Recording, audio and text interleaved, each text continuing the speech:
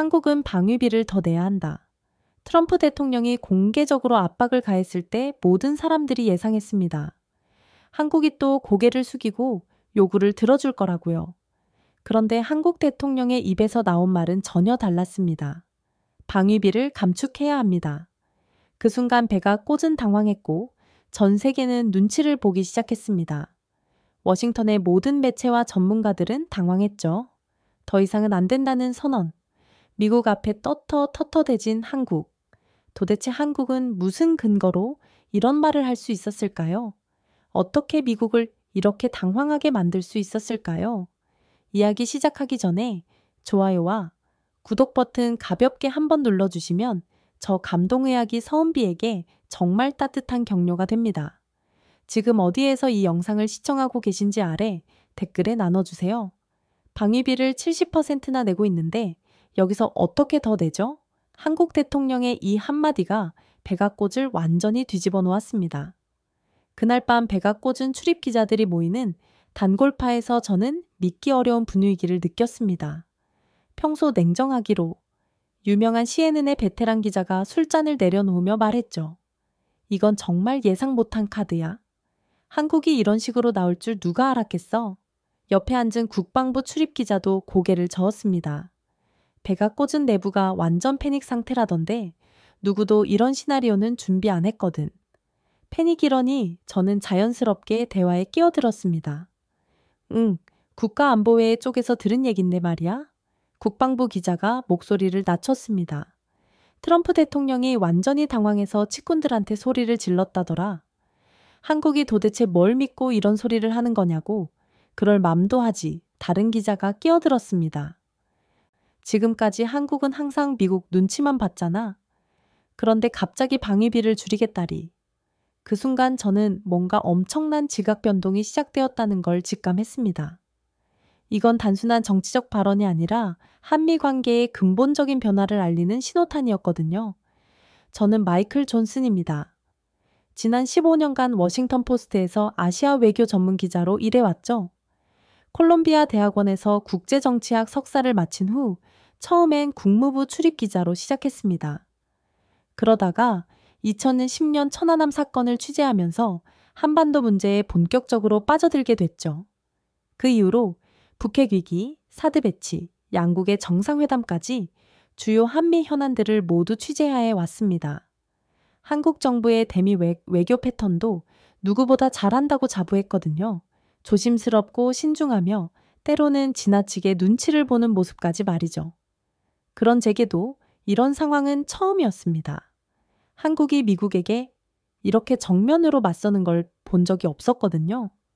사실 그 전까지만 해도 저는 한국의 방위비 분담 문제를 너무나 단순하게 생각했습니다. 미국이 해고산을 제공하고 주한미군을 주둔시키니까 한국이 그 비용을 분담하는 건 당연하다고 여겼거든요. 이런 생각은 워싱턴의 일반적인 인식이기도 했습니다. 한국은 미국의 보호를 받는 나라, 북한의 위협으로부터 안전을 보장받고 있으니 그 대가를 지불해야 한다. 이런 논리가 너무나 당연하게 받아들여졌죠. 심지어 한국이 너무 적게 내는 거 아닌가? 라고 생각한 적도 있었습니다. 다른 동맹국들과 비교했을 때 한국의 기여도가 부족하다는 보고서들을 본 적이 있었거든요. 물론 그때는 그 보고서들이 얼마나 편향적이었는지 몰랐지만 말이죠. 특히 트럼프 행정부 들어서 면서 이런 인식이 더욱 강해졌습니다. 아메리카 퍼스트 정책의 일환으로 동맹국들에게 더 많은 분담을 요구하는 게 당연하다고 봤거든요. 트럼프 대통령이 몇 달 전부터 한국은 방위비를 더 내야 한다고 공개적으로 압박할 때도 마찬가지였죠. 또 협상 카드네. 그냥 평범한 정치적 압박 정도로만 봤습니다. 그런데 한국 대통령이 방위비를 줄여야 한다고 선언한 순간 모든 게 달라졌습니다. 처음엔 번역 오류인 줄 알았습니다. 줄여야 한다고 아니라 협의해야 한다나 재검토해야 한다고 의혹이겠거니 했죠. 하지만 청와대에서 공식 브리핑까지 나오자 저는 완전히 당황했습니다. 도대체 한국이 뭘 근거로 이런 말을 하는 거지? 더 놀라운 건 한국 대통령의 태도였습니다. 전혀 위축되거나 변명하는 기색이 없었거든요. 오히려 당당하고 확신에 찬 모습이었죠. 우리는 이미 충분히 귀여워하고 있습니다. 이제는 방위비 분담의 구조 자체를 재검토해야 할 때입니다. 이 발언을 듣는 순간 저는 뭔가 제가 놓치고 있는 중요한 퍼즐 조각이 있다는 걸 느꼈습니다. 그래서 그날 밤 집에 돌아와서 자료를 뒤져봤습니다. 한국이 이렇게 당당하게 나올 수 있는 이유가 뭘까 궁금했거든요. 그러다가 흥미로운 기사 하나를 발견했습니다. 현 대통령이 시장 시절에 했던 발언이었죠. 한국의 방위비 분담률이 과도하다는 내용이었습니다. 아, 예전부터 이런 생각을 갖고 있었구나. 하지만 여전히 의문이었습니다. 대통령이 된 지금 와서 왜 이런 강경한 입장을 취하는 걸까요? 그것도 트럼프가 더 내라고 압박하는 상황에서 말이죠. 저는 편집장에게 전화를 걸었습니다. 이 이야기를 제대로 파봐야겠습니다. 뭔가 우리가 놓치고 있는 큰 그림이 있는 것 같아요. 편집장은 의아한 표정으로 물었습니다. 한국의 방위비, 그게 뉴스가 될 만한 일인가? 그냥 정치적 시워 아닐까? 아닙니다. 편집장님, 저는 목소리에 힘을 주었습니다. 백악관의 반응을 보세요.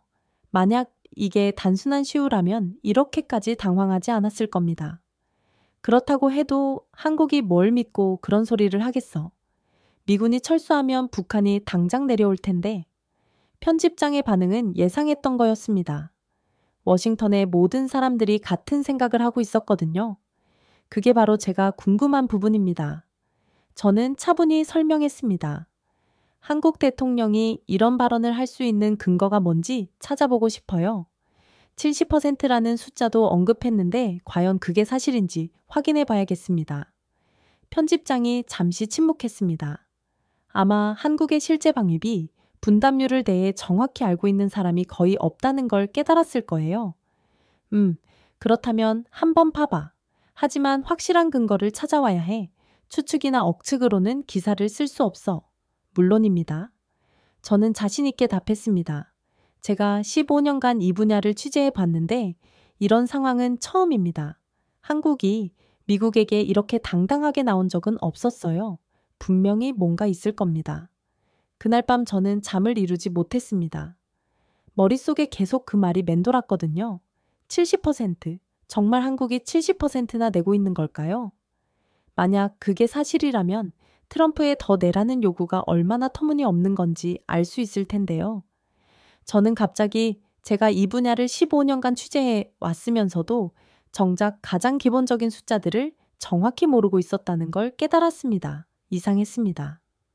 분명히 한미 방위비 분담 협정에 대한 기사는 매년 썼는데 왜 이런 기본적인 의문을 가져본 적이 없었을까요? 아마도 미국이 한국을 보호해 준다는 기본 전제를 의심해 본 적이 없었기 때문일 겁니다. 그 전제에서는 한국이 얼마를 내든 당연한 것으로 여겨졌거든요. 하지만 이제는 달랐습니다. 한국 대통령의 당당한 모습이 저의 모든 고정관념을 흔들어 놓았거든요. 저는 이미 예감하고 있었습니다. 이 숫자들을 받아보면 제가 지금까지 알고 있던 한미 관계의 모든 상식이 뒤바뀔 거라는 걸 말이죠. 그리고 그건 저만의 문제가 아니었습니다. 아마 워싱턴의 대부분 사람들이 심지어 백악관의 정책 결정자들조차도 실제 숫자를 정확히 모르고 있을 수도 있겠다는 생각이 들었거든요. 다음 날 아침 저는 국방부 자료실로 향했습니다. 한국의 주장이 정말 사실인지 확인해 보기 위해서였죠. 그리고 만약 사실이라면 왜 지금까지 이런 중요한 정보가 제대로 알려지지 않았는지도 알아봐야겠다고 생각했습니다. 국방부 자료실에 도착한 저는 먼저 가장 최근에 한미 방위비 분담 협정서를 요청했습니다. SMA 관련 자료 좀 볼 수 있을까요? 담당 직원이 두꺼운 파일을 건네주었죠. 하지만 정작 중요한 건 그 다음에 일어났습니다. 제가 자료를 뒤지고 있는 동안 한국에서 흘러나온 소식이 워싱턴을 발칵 뒤집어 놓았거든요. 마이클, 큰일 났어. 동료 기자가 급하게 전화를 걸어왔습니다. 한국 쪽에서 완전히 다른 카드를 꺼내들었어. 무슨 소리야? 저는 자료를 보던 손을 멈췄습니다. 서울의 정보통들 말로는 내부 회의에서 직접 지시했다더라. 동료의 목소리가 흥분되어 있었습니다. 방위비 협상에서 지금처럼 오히려 줄여야 한다고 나가라고 말이야. 설마 그게 확실한 정보야? 동료가 목소리를 낮췄습니다. 현재 한국이 주한미군 유지비의 77%를 부담하고 있다는 실제 자료까지 언급됐다더라. 저는 깜짝 놀랐습니다. 77% 제가 막연히 생각했던 것보다 훨씬 높은 수치였거든요. 독일은 18%, 일본은 50% 수준이라는 비교 자료도 준비하고 있다고 해. 이 순간 저는 한국에 단순히 감정적으로 반발하는 게 아니라는 걸 깨달았습니다. 철저히 준비된 데이터를 바탕으로 움직이고 있었던 거죠. 전화를 끊고 나서 저는 급하게 한국 외교부 출입기자인 친구에게 연락했습니다. 야, 지금 서울 분위기 어때? 친구가 한숨을 쉬었습니다. 이런 강경 노선이 나올 줄 몰랐거든. 다들 당황스러워해. 구체적으로 뭔 얘기가 나오고 있어? 일단 반기비를 더 내는 것 자체가 불공정하다는 논리를 준비하고 있어. 친구가 조심스럽게 말했습니다. 그리고 한국의 방산 수출 실적이나 기술 기여도 같은 거의 초점이 맞춰지고 있고, 방산 수출, 한국이 그렇게 많이 수출하나? 친구가 놀란 목소리로 말했습니다. KF-21, K9 자주포, 천모로켓 시스템까지. 요즘 전 세계에서 한국 무기 찾는 나라들 엄청 많아졌잖아. 지금 상황에서는 오히려 한국은 당당해지는 거지. 저는 점점 더 놀라고 있었습니다. 한국이 무기를 수출한다는 건 알고 있었지만 이렇게 체계적이고 광범위할 줄은 몰랐거든요. 심지어 미군도 K9에 대해 깊은 관심을 보이고 있잖아. 친구가 덧붙였습니다. 자주포 현대화 사업에서 K9을 평가하고 있고 호야한성 시험도 성공적으로 마쳤다더라. 그런데 여전히 한국한테만 더 내라고 하니까 이상하다는 거지. 이 부분에서 저는 완전히 당황했습니다. 미국이 한국산 무기에 관심을 보이면서 여전히 한국을 보호받는 나라로만 취급하고 있다는 뜻 아닌가요? 그래서 청와대에서는 어떤 논리로 나가려는 거야? 돈으로만 기억하는 게 아니라 기술과 실질적 안보 역량으로도 기억하고 있다는 걸 강조하려는 것 같아. 친구의 목소리에 확신이 있었습니다. 이제는 일방적인 관계가 아니라 전략적 파트너십으로 가야 한다는 논리지. 저는 이 말을 들으며 한국의 전략이 무엇인지 이해하기 시작했습니다. 단순히 돈을 덜 내겠다는 게 아니라 관계의 성격 자체를 바꾸려는 거였죠. 그날 오후 저는 더 많은 한국 자료를 뒤져봤습니다. 친구가 말한 내용들이 사실인지 확인해 보고 싶었거든요. 놀랍게도 모든 게 사실이었습니다. 한국 방산 업체들의 수출 실적 자료를 보니 정말 놀라운 수준이었습니다. K2 전차 기술이 터키 알타의 전차에 적용되고 있었고 TEHB 고등 훈련기는 인도네시아와 필리핀에서 운영 중에 없죠. 그리고 한국의 함정 건조 기술은 필리핀, 페루 등 여러 나라의 해군력 증강에 귀여워하고 있었습니다. 조선업에서는 가미의 최강의 자리를 내놓지 않고 있었습니다. 이런 걸 왜 지금까지 몰랐지? 저는 스스로에게 물었습니다. 더 놀라운 건 한국군의 자체 영향이었습니다. EGS함 F형 모소, 스텔스 전투기, 패트리어트 미사일까지 도입해서 독자적인 방어 체계를 구축하고 있다고요. 그런데 감사 자료에서 더욱 충격적인 내용을 발견했습니다. 한국이 주한미군 기지 건설비, 유지비, 심지어 한국군의 연합훈련 지원비까지 대부분 부담하고 있다는 거였죠. 이게 77%의 실체구나. 저는 이제 이해할 수 있었습니다. 그날 저녁 백악관 출입 기자들이 모이는 바에서 만난 동료들은 여전히 상황을 제대로 파악하지 못하고 있었습니다. 한국이 미쳤나? 미군 없으면 북한이 당장 내려올 텐데 한 동료가 말했습니다. 맞아. 그냥 정치수 아니야. 결국엔 타협할 거면서 다른 기자도 동조했습니다. 저는 동료들의 반응에서 문제를 파악했습니다. 워싱턴의 모든 사람들이 한국을 여전히 보호받는 나라로만 인식하고 있었던 거죠. 한국의 실제 능력이나 기여에 대해서는 제대로 알지 못하고 있었습니다. 야, 너희 한국이 방산 수출국 6위까지 올라온 거 알고 있었어? 제가 물어봤습니다. 뭐 6위 설마? 국방부 출입기자가 의외라는 반응을 보였습니다. 그리고 미국이 한국산 무기에 진지하게 관심을 보이고 있다는 것도, 아니, 폴란드가 한국 방산 계약을 한 건 아는데 그게 그렇게 중요한 건가? 바로 이거였습니다. 워싱턴의 모든 사람들이 한국의 변화를 제대로 인식하지 못하고 있었던 거죠. 다음 날 저는 국방부의 한 고위 관계자를 만났습니다. 한국 상황에 대한 내부 평가를 들어보고 싶었거든요. 솔직히 우리도 당황스럽다. 그 관계자가 털어놓았습니다. 한국이 이렇게 준비를 철저히 해온 줄 몰랐어. 준비라면 반기비 분담지율 비교 자료, 방산 수출 실적, 기술 기여도까지. 관계자가 한숨을 쉬었습니다. 그럼 한국의 주장이 맞다는 건가요? 77%라는 숫자는 사실이야. 그리고 독일이나 일본보다 현저히 높은 것도 맞고 관계자가 인정했습니다. 문제는 그동안 우리가 이런 숫자들을 제대로 설명한 적이 없다는 거지. 저는 이제 왜 백악관이 그렇게 당황했는지 완전히 이해할 수 있었습니다. 트럼프 행정부는 한국을 여전히 돈만 내는 나라로 생각하고 있었는데 갑자기 한국이 우리는 기술과 능력으로도 귀여운다며 반박한 거였죠. 그리고 한국의 그 반박이 모두 사실에 기반하고 있다는 게 문제였습니다. 반박할 근거가 없었던 거죠. 이거 정말 큰 판이 바뀌는 순간이고는 저는 혼자 중얼거렸습니다. 그날 밤 저는 수집한 모든 자료들을 정리하며 깨달았습니다. 한국의 반기비를 줄여야 한다는 주장은 단순한 정치적 수사가 아니라 객관적 데이터에 기반한 합리적 요구였던 겁니다. 한국 77% 비해서 독일 18%, 일본 50%, 세계 유기방산 수출국, KF21, K정구, 천모 등 첨단 무기 수출. 미국도 도입하려는 한국산 무기. 그 외에도 한국의 기업들이 미국에 하는 투자. 그 가치를 생각해보면 그동안의 반기비 분담 구조가 얼마나 불공정했는지 알 수 있었습니다. 다음 날부터 워싱턴의 분위기가 확연히 달라졌습니다. 한국에 대한 기존 인식을 재점검해야 한다는 목소리들이 나오기 시작했거든요. 하지만 여전히 의문은 남았습니다. 한국의 주장이 맞다면 왜 지금까지 이런 불공정한 구조가 유지되어 왔을까요? 그리고 다른 동맹국들의 분담질은 정말 그렇게 낮은 걸까요? 저는 이 의문들을 해결하기 위해 더 깊이 파고들기로 결심했습니다. 진실이 무엇인지 정확히 알아내야겠다고 생각했거든요. 무엇보다 중요한 건 이 모든 변화가 한국의 철저한 준비와 전략적 사고에서 나온 것이라는 점이었습니다.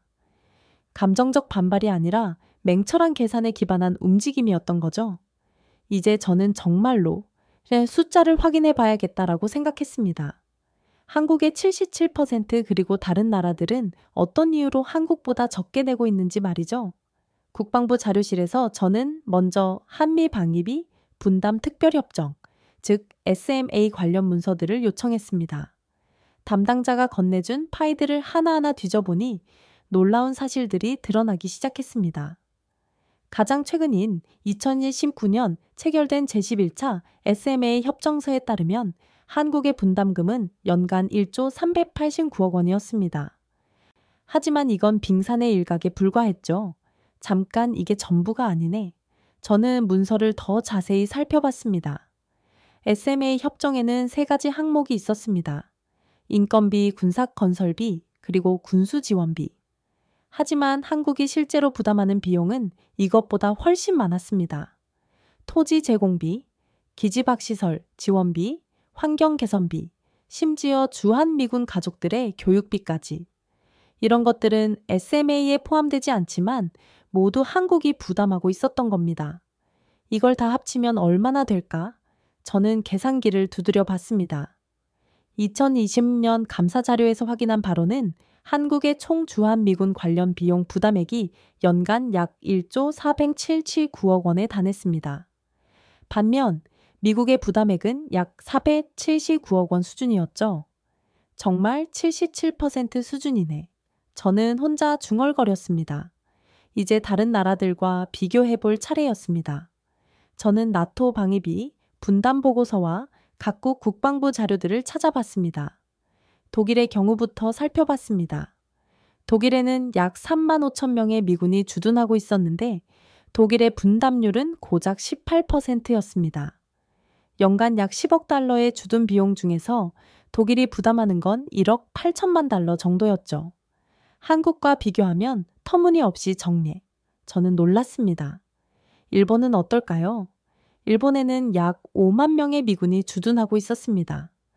일본의 분담률은 50% 수준으로 연간 약 20억 달러 중 10억 달러 정도를 부담하고 있었죠. 한국보다는 적지만 그래도 상당한 수준이었습니다. 하지만 여기서 중요한 차이점을 발견했습니다. 일본의 경우 주한미군처럼 최전선 배치가 아닌 후방지원기지의 성격이 강했거든요.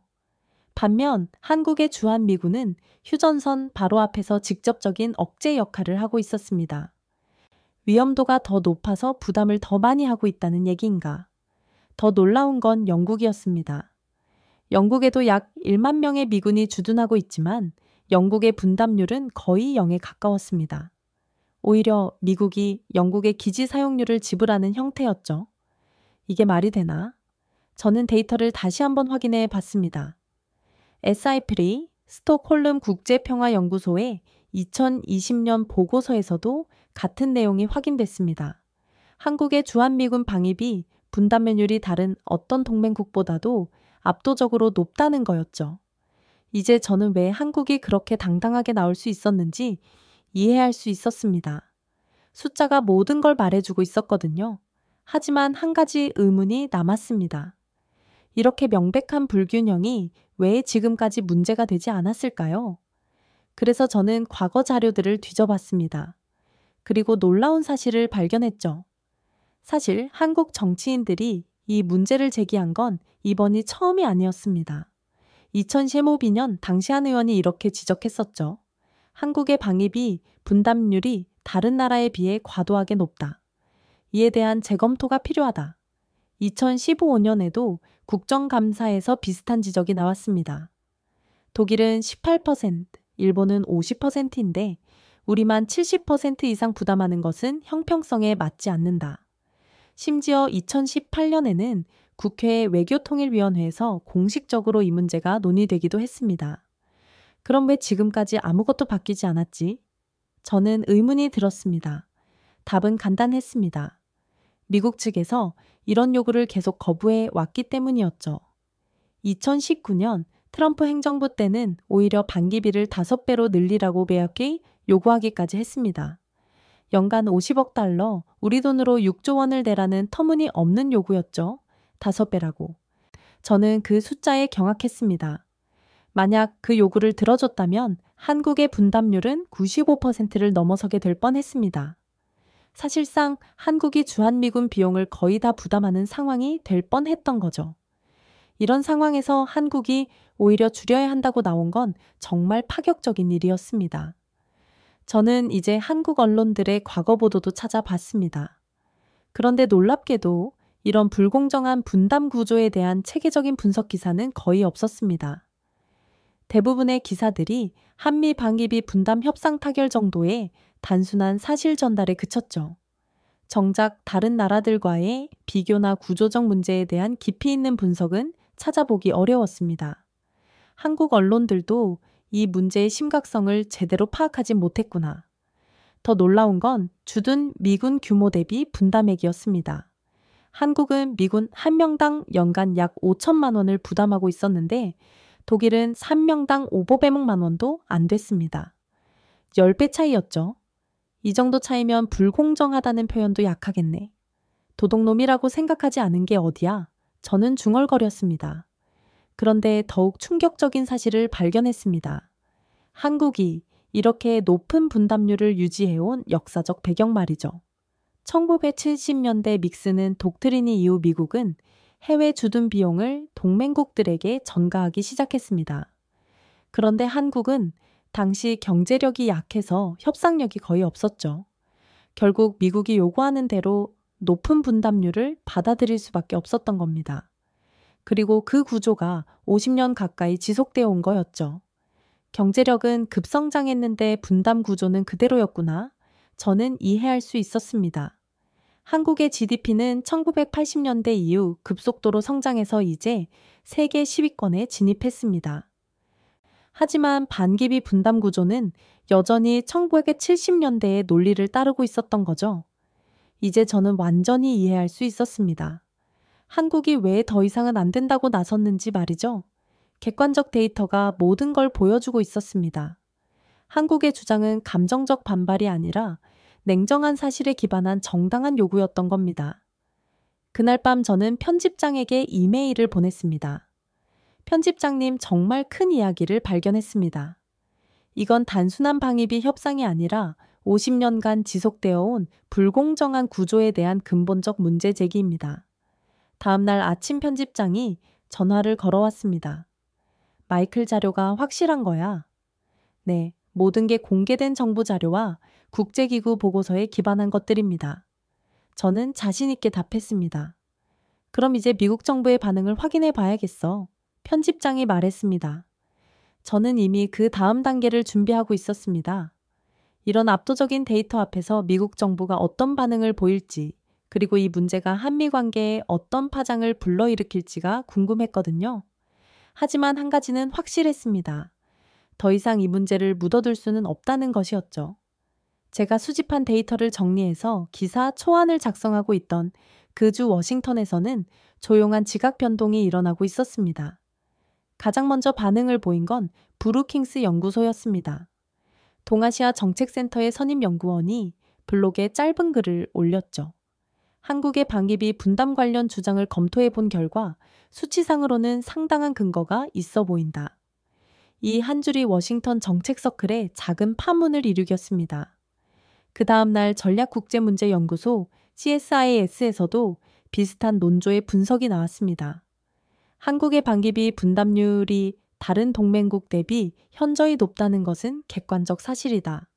저는 이런 반응들을 주의에 깊게 지켜봤습니다. 워싱턴의 주요 싱크탱크들이 한국의 주장에 일정 부분 동조하는 분위기였거든요. 하지만 정작 백악관과 국방부의 반응은 달랐습니다. 임명을 요구한 국방부 고위 관계자는 제게 이렇게 말했습니다. 한국의 주장에는 문제가 있다. 단순히 숫자만으로 비교할 수는 없는 일이다. 어떤 문제가 있다는 건가요? 제가 물었습니다. 한국의 안보 상황은 독일이나 일본과 다르다.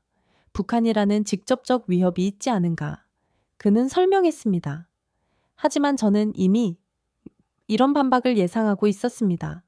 그 주 금요일 워싱턴 포스트에 흥미로운 칼럼이 실렸습니다. 외교 전문 칼럼니스트가 쓴 한국의 불만 들어볼만 하다는 제목의 글이었죠. 한국이 제기한 방위비 분담의 불균형 문제는 단순히 무시하기 어려운 객관적 근거를 갖고 있다. 이 칼럼은 워싱턴 정가에 상당한 화제를 불러 일으켰습니다. 반면 월스트리트 저널은 다른 논조를 보였습니다. 한국의 주장은 동맹의 가치를 돈으로만 계산하려는 근시안적 사고라는 사설을 내놓았죠. CNN도 비슷한 입장이었습니다. 한국이 미군 철수를 원하는 것 아니라면 현재 구조를 받아들여야 한다는 논조였습니다. 저는 이런 엇갈린 반응들이 흥미로웠습니다. 미국 언론계 내부에서도 이 문제에 대한 시각이 완전히 나뉘어 있었거든요. 그런데 더 놀라운 반응이 의회에서 나왔습니다. 하원 외교위원회의 한 민주당 의원이 공개 성명을 발표했습니다. 한국의 반기비 분담률이 과도하게 높다는 지적에 대해 검토가 필요하다. 이는 매우 이례적인 일이었습니다. 보통 의회에서는 동맹국과의 민감한 사안에 대해 조심스럽게 접근하거든요. 하지만 공화당 측의 반응은 달랐습니다. 상원군사위원회의 공화당 의원은 한국의 요구는 받아들일 수 없다는 입장을 분명했죠. 이런 정치적 분위기 속에서 저는 더 깊이 있는 분석을 위해 전문가들을 찾아다녔습니다. 국방대학교의 한 교수는 제게 이렇게 말했습니다. 솔직히 한국의 주장이 틀렸다고 보기는 어렵다. 다만 이를 공개적으로 제기한 것이 외교적으로 적절했는지는 의문이다. 헤리티지 재단의 한 아시아 전문가는 다른 시각을 제시했습니다. 한국의 방산 수출 실적을 보면 더 이상 단순히 보호받는 나라로 볼 수는 없다. 이는 동맹 관계에 재정의가 필요함을 시사한다. 이 말이 저에게는 가장 인상적이었습니다. 한국을 여전히 보호받는 나라로만 보는 시각에서 벗어나야 한다는 지적이었거든요. 그 주말 저는 한국 방산 수출 실적을 더 자세히 조사해 봤습니다. SIP리의 2023년 보고서를 확인해 보니 정말 놀라운 수치들이 나와 있었습니다. 2019년부터 2023년까지 5년간 한국의 무기 수출액은 약 170억 달러에 달했습니다. 이는 전 세계 무기 수출 시장에서 약 3.55%의 점유율에 해당했죠. 더 놀라운 건 성장 속도였습니다. 같은 기간 한국의 무기 수출은 무려 74% 증가했습니다. 이는 주요 무기 수출국 중에서 가장 높은 증가율이었죠. 이 정도면 방산에서는 한국이 정말 게임 체인저급이네. 저는 혼자 중얼거렸습니다. 특히 인상적인 건 수출 품목의 다양성이었습니다.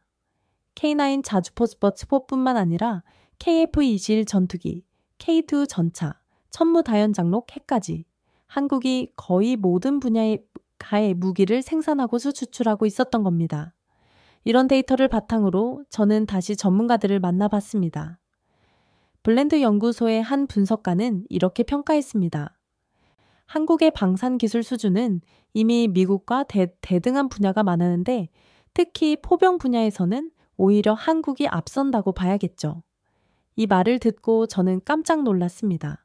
한국이 미국보다 앞선다고요? K9 자주포의 성능을 보면 알 수 있어요. 사거리, 정확도, 기동성 모든 면에서 미군의 MA 공급 팔라디를 압도하죠. 그는 구체적으로 설명했습니다. 이제 저는 왜 한국이 그렇게 자신감을 보였는지 완전히 이해할 수 있었습니다. 단순히 돈을 많이 낸다는 것을 넘어서 기술적으로도 상당한 기회를 하고 있었던 거죠. 그런데 이 시점에서 예상치 못한 일이 벌어졌습니다. 뉴욕타임스에서 한국 방위비 분담 문제를 다룬 심층 기사를 발표한 겁니다. 제목은 한국의 주장에 귀 기울여야 할 때였죠. 기사는 한국의 방위비 분담률이 다른 동맹국에 비해 과도하게 높다는 점을 객관적으로 분석했습니다. 그리고 한국의 방산 기술 발전과 수출 실적도 상세히 다뤘죠. 한국은 더 이상 단순히 미국의 보호를 받는 나라가 아니다. 오히려 글로벌 안보에 상당한 기회를 하고 있는 전략적 파트너다. 기사의 결론 부분이었습니다. 이 기사가 나간 후 워싱턴의 분위기가 미묘하게 변하기 시작했습니다. 그동안 한국의 주장을 일축했던 일부 관계자들도 재검토가 필요할 수도 있다는 신중한 입장을 보이기 시작했거든요. 국무부의 한 고위 관계자는 배경 브리핑에서 이렇게 말했습니다. 한국과의 방위비 분담률상에서 새로운 접근이 필요할 수도 있다. 한국의 기회도를 더 폭발적으로 평가해 봐야 한다. 이는 사실상 한국의 주장의 일정 부분 동조하는 발언이었습니다. 하지만 여전히 강경한 입장을 고수하는 측도 있었습니다.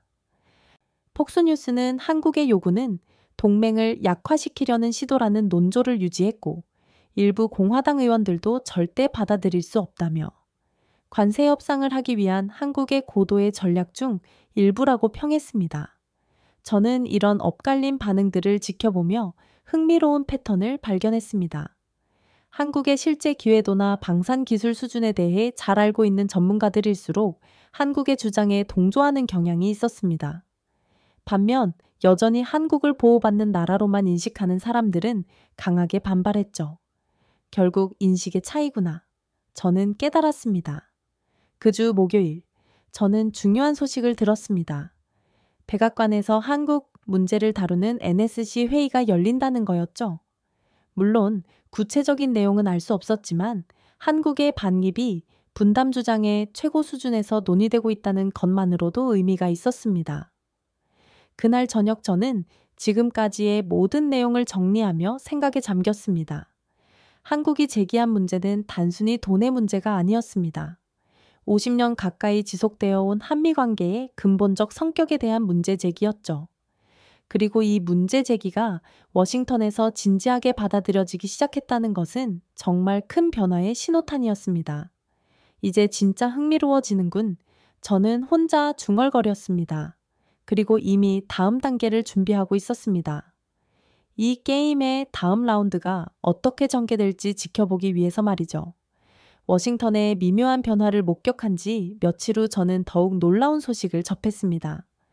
한국 측에서 SMA 협상의 근본적 재설계를 요구하고 나섰다는 거였죠. 서울의 외교 소식통을 통해 들은 바로는 한국 정부가 기존 SMA 협상 방식을 완전히 뒤집는 새로운 접근법을 제시했다는 겁니다. 단순히 분담금을 줄이는 게 아니라 협상 구조 자체를 바꾸겠다는 거야. 서울 출입 기자인 제 동료가 전화로 설명했습니다. 구체적으로 어떤 방식이야? 저는 궁금했습니다. 첫째, 분담금 항목의 완전한 투명화를 요구했어. 지금까지는 미국 측이 일방적으로 제시한 총액을 한국이 받아들이는 구조였잖아. 이제는 항목별로 하나하나 다 공개하라는 거지. 이는 정말 파격적인 요구였습니다. 지금까지 SMA 협상에서 미국은 구체적인 내역을 공개하지 않고 총액만 제시해왔거든요. 둘째는 더 놀라워. 동료가 계속 설명했습니다. 소파 계정을 연계시켰어. 주한미군지 위협적 말이야. 에소파 계정이라고. 저는 깜짝 놀랐습니다. SOP는 1966년부터 시행되어 온 주한미군의 법적 지위를 규정하는 핵심 협정입니다. 이걸 SMA와 연계시킨다는 것은 단순한 방위비 협상을 넘어서는 문제였죠. 한국 측 논리가 뭔데? 간단해. 현재 소파에서 한국이 제공하는 각종 지원의 가치를 정확히 계산해서 SMA에서 차가 맞자는 거야. 이제 저는 한국의 전략을 이해할 수 있었습니다. 지금까지 보이지 않는 지원으로 간주된 것들을 모두 가시화하겠다는 의도였거든요. 그주 워싱턴에서 열린 한미 실무진 회의 결과를 보면 미국 측의 당황스러운 반응을 알 수 있었습니다. 국무부 관계자가 배경 브리핑에서 한 말이 인상적이었죠. 한국 측이 제시한 협상 방식은 기존과는 완전히 다른 접근법이다. 우리도 검토가 필요한 상황이다. 번역하면 예상치 못한 카드에 당황하고 있다는 뜻이었습니다. 그런데 더 놀라운 건 한국 측이 제시한 구체적인 논리였습니다. 전략자산 배치 비용은 한미 공동 부담이 원칙이어야 한다. 이 한 줄이 핵심이었습니다. 문서에 따르면 현재 한반도에 배치된 미군의 전략자산들인 사트, 패트리어트스, 각종 정보 수집 장비 등의 단순히 한국만을 위한 것이 아니라는 논리였습니다. 이런 전략 자산들은 중국과 러시아를 견제하고 인도 태평양 전략을 수행하는 미국의 글로벌 전략 차원에서 배치된 것이다. 따라서 그 비용을 한국만 부담할 이유가 없다. 라는 설명도 있었다고 했죠. 정말 날카로운 지적이었습니다. 더 놀라운 건 한국군의 자체 전력을 강조한 부분이었습니다. 한국은 이미 독자적인 방어 체계를 구축했다. 이지스함 세척, F-35 코 카제미 이런 장비들의 도입 비용만 해도 수십조 원에 달합니다. 한국이 더 이상 일방적으로 보호받는 나라가 아니라는 것을 보여주는 명확한 증거였죠. 저는 이런 논리에 대한 미국 전문가들의 반응이 궁금했습니다. 국방대학교의 한 교수와 인터뷰했을 때 그는 이렇게 평가했습니다. 한국의 논리는 상당히 설득력이 있어요. 특히 전략자산 비용 분담 부분은 미국도 반박하기 어려울 것입니다. 왜 그런가요? 생각해 보세요. 사드 하나만 해도 중국을 견제하는 미국의 대중전략 차원에서 배치된 것 아닌가요? 그런데 그 비용을 한국만 부담한다는 것은 논리적으로 맞지 않는다는 거죠. 브루킹스 연구소의 한국 전문가도 비슷한 의견이었습니다. 한국이 제기한 문제는 동맹관계의 근본적 성격에 대한 질문입니다. 과연 누가 누구를 위해 무엇을 하고 있는가? 이게 핵심인 거죠. 그런데 이 시점에서 한국 측이 또 다른 카드를 꺼내 들었습니다. 한국 국방부가 공개한 자료에 따르면 한국군이 주한미군과 함께 수행하는 각종 연합작전과 훈련에 투입되는 비용을 상세히 계산해서 제시한 겁니다. 연간 약 3천억 원. 이는 기존 SMA 분담금의 30%에 해당하는 금액이었습니다. 한국군이 미군과 함께 훈련하고 작전을 수행하는 것도 일종의 기여라는 논리였죠. 더 나아가 한국이 제공하는 인프라의 가치도 계산해서 제시했습니다. 부산항과 인천항을 통한 미군 물자, 수송, 공항, 활주로 사용, 각종 통신시설 제공까지. 이 모든 것의 연간 가치가 약 5, 6천억 원으로 산정됐습니다. 이걸 다 합치면 한국의 실질적 기여도는 현재 공식 분담금의 2배가 넘는다. 한국 측의 주장이었습니다. 미국 측의 당황스러운 반응은 예상할 수 있었습니다. 국방부의 한 관계자는 익명으로 이렇게 말했습니다. 한국이 이런 식으로 나올 줄은 예상하지 못했다. 솔직히 반박하기가 쉽지 않다. 그런데 더 놀라운 건 한국이 제시한 미래 비전이었습니다. 우리는 더 이상 미군에게 의존하는 관계를 원하지 않는다. 전략 자산을 함께 운영하고 함께 책임지는 진정한 파트너십을 원한다. 이는 한미 관계의 패러다임 자체를 바꾸자는 제안이었습니다. 이건 정말 혁명의 시작인 거네. 저는 혼자 중얼거렸습니다. 그런데 이런 한국의 제안이 비현실적인 건 아니었습니다. 실제로 한국의 방어 능력은 이미 상당한 수준에 도달해 있었거든요. 한국의 자체 미사일 방어 체계인 KMD는 북한의 단거리 미사일에 대해서는 독자적으로 대응할 수 있는 수준이었습니다. 그리고 한국형 전투기 KF-21은 곧 실전 배치될 예정이었죠. 더 나아가 한국이 개발 중인 각종 무기 체계들인 KTSSM 전술지대지 미사일, 해성 한대함 한미사일, 현모순항 미사일은 이미 세계 최고 수준의 성능을 자랑하고 있었습니다.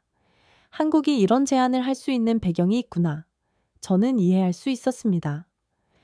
그주 금요일 한미 고위급 협의에서 나온 소식은 더욱 흥미로웠습니다. 미국 측이 한국의 제안을 진지하게 검토하겠다고 언급했다는 거였죠. 이는 사실상 협상 테이블에 올리겠다는 의미였습니다. 국무부 대변인도 정례 브리핑에서 이렇게 말했습니다. 한국은 매우 중요한 동맹국이며 한국이 제기한 사안들에 대해 건설적으로 논의할 것이다. 물론 여전히 반대하는 목소리도 있었습니다. 일부 공화당 의원들은 한국의 요구를 들어주면 다른 동맹국들도 같은 요구를 할 것이라며 우려를 표했습니다. 하지만 점점 더 많은 전문가들이 한국의 논리에 동조하기 시작했습니다. 외교협회시 FR의 한 선임 연구원은 이렇게 평가했습니다. 한국의 제안은 21세기 동맹 관계가 어떤 모습이어야 하는지를 보여준다. 일방적 보호 관계가 아닌 상호기여에 기반한 파트너십 말이다. 저는 이런 변화를 지켜보며 한 가지를 확실히 알 수 있었습니다. 한국이 단순히 돈을 덜 내겠다는 게 아니라 한미 관계 자체를 업그레이드하려는 장기적 전략을 갖고 있다는 것이었죠. 그리고 그 전략이 워싱턴에서 진지하게 받아들여지기 시작했다는 것은 정말 의미 있는 변화였습니다. 이제 게임의 룰이 바뀌는군. 저는 생각했습니다. 앞으로 어떤 일이 벌어질지는 모르지만 한 가지는 확실했습니다. 한미 관계가 과거와는 완전히 다른 모습으로 발전해갈 거라는 것이었죠. 그리고 그 변화의 중심에는 한국의 전략적 사고와 치밀한 준비가 있었습니다. 더 이상 수동적으로 받아들이기만 하는 나라가 아닌 능동적으로 관계를 재정해야 하는 주체로 써말이죠. 한국의 SMA 재설계 요구가 워싱턴에 충격을 준 지 일주일 후 저는 또 다른 중요한 소식을 접했습니다. 한국이 전시작 정권 전환 문제까지 반기비 협상과 연계시키기 시작했다는 것이었죠. 한국 정부가 이제 단순한 비용 문제를 넘어서 군사주권의 핵심인 전시작 정권 문제까지 전면에 내세우기 시작했습니다. 이제 정말 본격적이구나. 저는 이 소식을 들으며 생각했습니다. 전시작 정권, 즉 전작권은 한국 정부가 2003년부터 추진해온 핵심 정책입니다. 현재는 전시의 한미연합사령관이 한국군을 지휘하지만 이를 한국군이 주도하는 구조로 바꾸겠다는 거죠. 문제는 이 전작권 전환이 20년 넘게 계속 미뤄지고 있다는 점이었습니다. 국방부 출입기자인 동료에게 문의해보니 그 이유가 명확했습니다. CMT1 때문이야. 동료가 설명했습니다. 필수 군사 임무 목록인데 미국이 계속 조건을 추가하고 있어. CMT1은 전작권 전환을 위해 한국군이 갖춰야 할 능력 목록입니다. 하지만 문제는 이 목록이 계속 늘어나고 있다는 거였죠. 처음에는 몇 개 항목이었는데 지금은 수백 개가 넘어. 동료가 한숨을 쉬었습니다. 그것도 조건을 하나 충족하면 또 다른 조건을 내놓는 시기야. 이런 상황에서 한국이 새로운 접근법을 시도하기 시작한 겁니다. 한국 국방부의 한 고위 관계자가 익명으로 언론에 밝힌 내용이 인상적이었습니다. 전작권 전환이 지연되는 것과 반기비 분담금 증액 요구는 결국 같은 맥락이다. 한국을 여전히 보호 대상으로만 보는 시각의 연장선이다. 이는 정말 날카로운 지적이었습니다. 저는 이 문제를 더 깊이 파보기 위해 한국 국방 전문가들을 만나봤습니다. 한국국방연구원의 한 연구위원은 이렇게 설명했습니다. 현재 한국군의 능력으로는 북한과의 전면전에서 충분히 승리할 수 있습니다. 하지만 미국은 계속 부족하다고 주장하고 있죠. 구체적으로 어떤 능력이 부족하다는 건가요? 예를 들어 북한의 핵 위협에 대한 대응 능력을 들먹이는 거죠. 하지만 이는 미국의 확장 억제, 즉 해고산으로 해결할 문제 아닌가요? 미국은 해고산을 제공한다고 하면서도 전작권 전환 조건으로는 한국이 독자적으로 핵 위협에 대응할 능력을 요구하고 있었던 거죠. 더 놀라운 건 한국군의 실제 능력이었습니다. 한국군은 이미 북한 군보다 압도적으로 우세한 전력을 보유하고 있었습니다. F-35 방위, 35호 스텔스 전투기, 40대 KF-16 처잉의 34대 F-15K 전투기 59대 공군력만으로도 북한 공군을 완전히 제압할 수 있는 수준이었죠. 여적군도 마찬가지였습니다. K2 흡표전차, 280대 KN-1 전차, 1020대 K9 자주포, 1100대. 이 정도 전력이면 북한 지상군과의 전면전에서도 압도적 우위를 점할 수 있었습니다.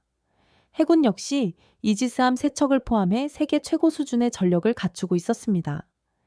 이 정도 전력을 갖춘 나라가 왜 전작권을 행사하지 못한다는 건지 이해가 안 가긴 합니다. 한 군사 전문가가 말했습니다. 이런 상황에서 한국이 새로운 논리를 제시하기 시작했습니다. 전작권 전환이 지연되는 동안 발생하는 추가 비용은 한국이 부담할 이유가 없다. 구체적으로는 이런 논리였습니다. 전작권이 전환되면 한미연합사 대신 한국 합참이 전시작전을 지휘하게 됩니다. 이렇게 되면 주한미군의 역할도 달라지고 당연히 방위비 분담 구조도 바뀌어야 하죠. 하지만 미국이 전작권 전환을 계속 지연시키면서 기존 구조를 유지하려 한다는 게 한국 측의 판단이었습니다. 한국 외교부의 한 관계자가 배경 브리핑에서 한 말이 인상적이었습니다. 우리는 이제 돈보다 신뢰의 거래보다 원칙을 중요시한다. 진정한 동맹이라면 상호 신뢰에 기반해야 한다. 이는 한국 외교의 근본적 전환을 보여주는 발언이었습니다. 그런데 이런 한국의 입장에 대한 미국 내부의 반응도 흥미로웠습니다. 국방부의 한 전직 고위 관계자는 익명으로 이렇게 말했습니다. 솔직히 한국의 지적이 틀렸다고 보기 어렵다. 우리가 전작권 전환 조건을 너무 까다롭게 설정한 면이 있다. 심지어 일부 전문가들은 한국의 입장에 공개적으로 동조하기 시작했습니다.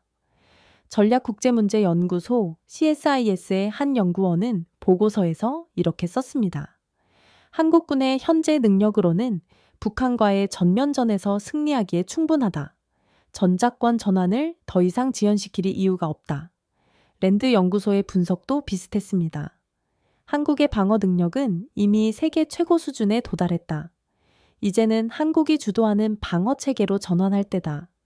이런 분위기 변화 속에서 한국은 더욱 구체적인 요구를 내놓기 시작했습니다. 전작권 전환 후 방위비 분담 구조를 재설계해야 한다는 말이 나오기 시작한 것이죠. 전작권이 전환되면 주한미군의 역할이 한국 방어에서 한국과의 공동작전으로 바뀝니다. 따라서 방위비 분담 구조도 보호 비용이 아닌 협력 비용 개념으로 바뀌어야 한다는 논리였죠. 이건 정말 패러다임의 전환이네. 저는 감탄했습니다. 더 놀라운 건 한국이 이런 주장을 뒷받침할 구체적인 계획을 갖고 있다는 점이었습니다. 한국군은 이미 한국형 3축 체계를 구축해 놓고 있었습니다. 킬체인 선제 타격 KMD, 미사일 방어, KMPR 대량 응징 보복. 이 체계가 완성되면 북한의 핵 위협에도 독자적으로 대응할 수 있게 됩니다. 킬체인을 위한 현무 계열 미사일들은 이미 실전 배치됐고 KMD를 위한 패트리어트와 천공 시스템도 운영 중이었습니다. KMP를 위한 각종 정밀 타격 무기들도 계속 개발되고 있었죠. 한국이 정말 자주국방 능력을 갖춰가고 있구나. 저는 깨달았습니다. 그런데 이런 한국의 변화에 대한 미국의 반응은 복잡했습니다. 한편으로는 한국의 자주국방 능력 향상을 환영하면서도 다른 한편으로는 미국의 영향력 약화를 우려하는 분위기였거든요. 국무부의 한 관계자는 배경 브리핑에서 이렇게 말했습니다. 한국의 국방 능력 향상은 환영할 일이다.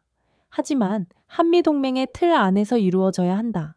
하지만 한국 측의 입장은 달랐습니다. 우리는 동맹을 포기하자는 게 아니다. 더 대등하고 상호적인 동맹으로 발전시키자는 것이다. 한국 대통령의 발언을 비롯해 연이어 터지는 이런 소식들로 미국을 향한 한국의 의지가 확고함을 보여줬습니다. 특히 인상적이었던 건 한국이 제시한 새로운 비전이었습니다. 우리는 완전한 자주국가로서의 능력을 회복하고자 한다. 이는 우리의 권리이자 의무다.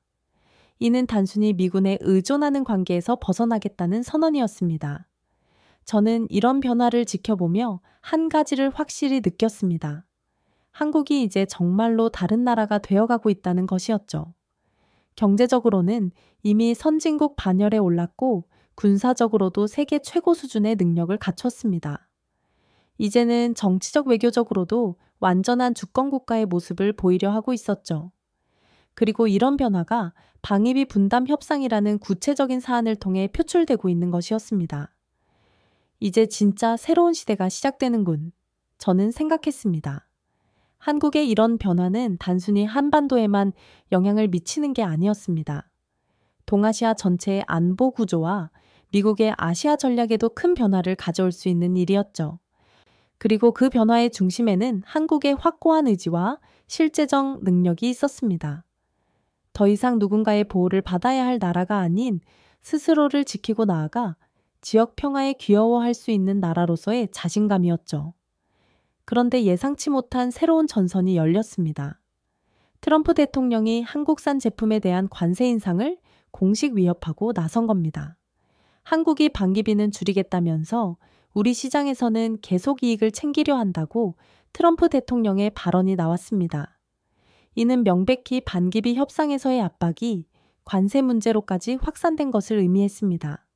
저는 즉시 무역 전문 동료들에게 연락을 취해 상황을 파악해 봤습니다. 한국 반도체와 자동차가 타깃이야. 이는 정말 심각한 문제였습니다. 한국의 대미 수출에서 반도체와 자동차가 차지하는 비중이 압도적으로 높았거든요. 2024년 기준으로 한국의 대미 수출액은 약 1,000억 달러였는데 그중 반도체가 30%, 자동차가 20%를 차지하고 있었습니다. 만약 25% 관세가 부과된다면 한국 경제에 치명적 타격이 될 수밖에 없었죠. 하지만 한국의 대응은 예상과 달랐습니다. 미국의 관세 위협에 굴복하기는 커녕 오히려 더 적극적인 경제 외교에 나선 겁니다. 서울에서 온 소식에 따르면 한국 정부가 긴급 경제 사절단을 워싱턴에 파견했다고 했습니다. 더 놀라운 건 한국 사절단이 가져온 제안이었습니다. 미국 내 한국 기업 투자 대폭 확대, 미국산 에너지 및 농산물 수입 증대, 한미 공동기술 개발 프로젝트 추진, 하지만 여기에는 조건이 있었습니다. 이 모든 것은 상호 호혜적 관계를 전제로 한다는 거였죠. 한국 경제부총리가 워싱턴에서 가진 기자회견에서 한 말이 인상적이었습니다. 우리는 미국과의 경제 협력을 확대하고 싶습니다. 하지만 이는 일방적 양보가 아닌 상호이익에 기반해야 합니다. 이는 명백히 기존의 의료 의세 자세에서 벗어난 발언이었습니다. 그런데 더 놀라운 일이 벌어졌습니다.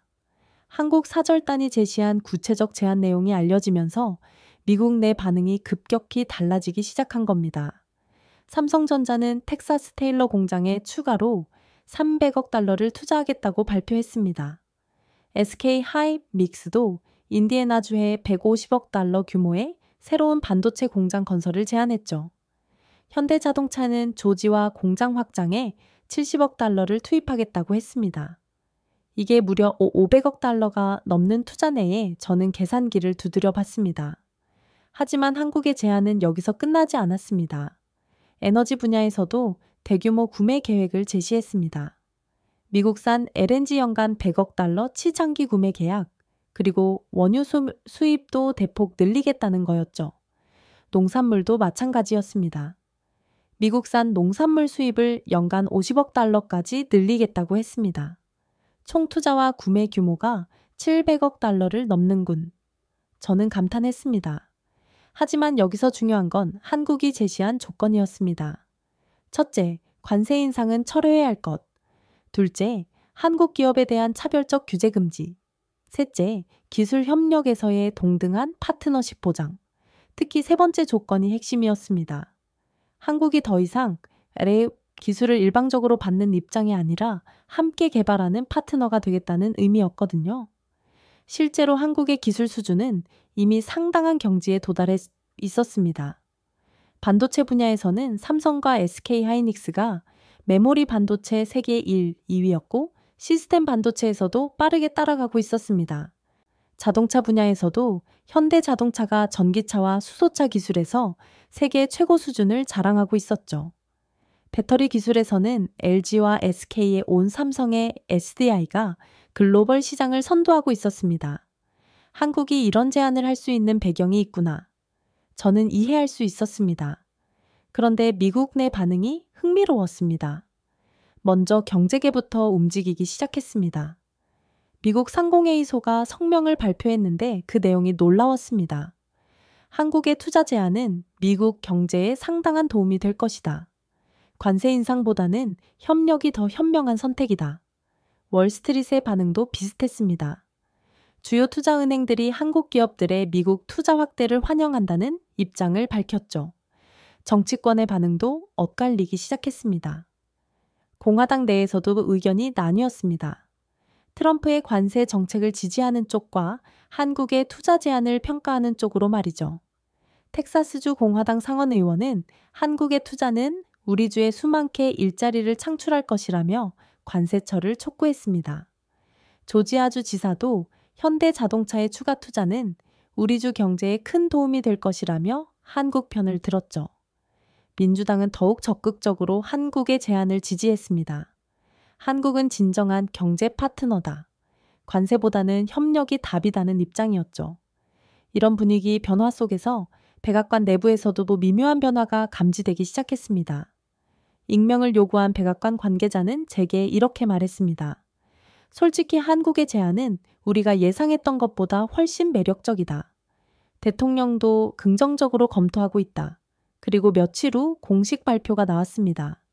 바로 2025 한미 관세 협정. 협정의 주요 내용은 다음과 같았습니다. 첫째, 철강 자동차 부문에 대한 관세 인상 철회 15% 유지. 둘째, 한국 중소기업에 대한 미국 시장 진출 5대 조항 신설. 셋째, 미국산 첨단 반도체 장비 수입 확대에 따른 상호 기술 협력 강화. 넷째, 한미 공동표준 제정 및 디지털 통상 협약 추진. 이번 협정 규모는 액수보다 전략성의 핵심이야. 저는 이렇게 정리했습니다. 무엇보다 이번 협정은 기존의 방어적 협상이 아니라 선제적 제안과 전략적 설계가 만든 공격형 외교의 결과였죠. 한국은 미국 시장에서의 불확실성을 제거하며 안정성을 확보했고 미국은 신뢰할 수 있는 공급망 파트너를 얻었습니다. 기술 협력, 표준 동맹, 디지털 전환까지 이제 단순 수출입을 넘어 경제 동맹 수준으로 관계가 격상된 셈입니다. 월스트리트 저널은 이들을 두고 동맹의 새로운 모델, 뉴욕타임스는 한국이 다시 한번 증명한 협상력이라 평가했습니다. 특히 주목할 건 일본, 독일 등 주요 국가에 비교했습니다.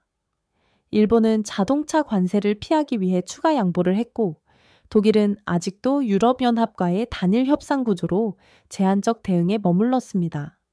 반면 한국은 독자 협상으로 관세 방어에 성공했을 뿐 아니라 기술 표준 공급망이라는 차세대 경쟁력 분야까지 선점했습니다. 한국이 가장 한국다운 모습으로 전략적인 협상을 해냈다. 이것이 워싱턴 전가의 평가였습니다. 이 모든 과정을 지켜보며 저는 확신했습니다. 한국이 진짜 글로벌 협상 강국이 되었다는 것, 상대를 이기려는 협상이 아닌 상대가 따라오고 싶어하는 새로운 프레임을 제시하는 협상을 끌어냈다는 것이죠. 그리고 이 모든 변화는 우연이 아니었습니다. 전략과 준비, 그리고 자신감이 만들어낸 결과였습니다. 이제 더 이상 한국이니까 어쩔 수 없다는 말은 통하지 않습니다. 한국이라서 이렇게까지 된다는 시대가 온 겁니다. 이번 관세 협상의 과정을 보며 한국에 대한 국제사회 인식이 근본적으로 바뀌기 시작했습니다. 가장 먼저 눈에 띈 변화는 워싱턴의 정책 서클이었습니다. 브루킹스 연구소에서 주최한 아시아 안보 포럼에 참석했을 때의 일이었습니다. 한 패널리스트가 이렇게 말하다군요. 이제 아시아 안보를 논할 때 한국을 빼고는 이야기할 수 없다. 한국은 단순한 미군의 전진기지가 아니라 지역 안보의 핵심 축이 되었다. 이는 몇 년 전만 해도 상상하기 어려운 발언이었습니다. 더 놀라운 건 이런 인식 변화가 학계에만 국한된 게 아니라는 점이었습니다. 국무부의 한 고위 관계자는 배경 브리핑에서 이렇게 말했습니다. 한국은 이제 우리의 전략 자산 파트너다. 단순히 보호받는 동맹이 아니라 함께 전략을 구상하고 실행하는 파트너로 보고 있다. 이런 변화의 배경에는 한국이 보여준 일련의 전략적 성과들이 있었습니다. 특히 인상적이었던 건 코드 플러스 논의에서 한국의 핵심 파트너로 거론되기 시작했다는 점이었습니다. 호주의 한 외교 관계자는 이렇게 말했습니다.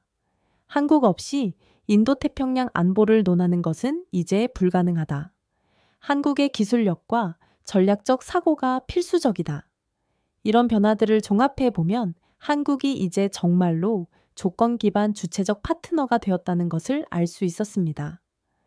더 이상 누군가의 결정을 수동적으로 받아들이는 게 아니라 스스로 조건을 제시하고 협상을 주도하는 주체가 된 거였죠. 그리고 이 모든 변화의 시작점이 바로 반기비 협상에서의 줄여야 한다는 한마디였다는 점이 정말 흥미로웠습니다. 그 한마디가 불러온 나비 효과가 이렇게 큰 변화를 만들어낸 거였죠.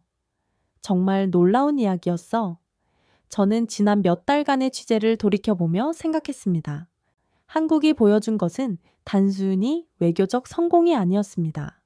한 나라가 어떻게 전략적 사고와 준비를 통해 자신의 운명을 스스로 개척해 나갈 수 있는지의 생생한 사례였죠. 그리고 그 과정에서 보여준 원칙과 일관성, 그리고 장기적 비전이 결국 국제사회의 존경을 받게 된 것이었습니다. 앞으로 한국이 어떤 모습으로 발전해 나갈지, 그리고 한국의 이런 변화가 세계에 어떤 영향을 미칠지 정말 기대가 됩니다. 하지만 한 가지는 확실합니다. 한국이 이제 정말로 세계가 주목하고 배우려 하는 나라가 되었다는 것이죠. 그리고 그 변화의 중심에는 더 이상 누군가에게 의존하지 않고 스스로의 길을 개척하려는 한국인들의 의지와 능력이 있었습니다. 방위비를 줄여야 한다는 말 한마디로 시작된 오늘의 이야기. 한국은 더 이상 누군가의 결정을 수동적으로 받아들이는 게 아니라 스스로 조건을 제시하고 협상을 주도하는 주체가 되었습니다. 세계 여러 분야에서 한국을 빼놓을 수 없는 이유를 스스로 만들어낸 대한민국 그 이야기를 함께 해주셔서 감사합니다.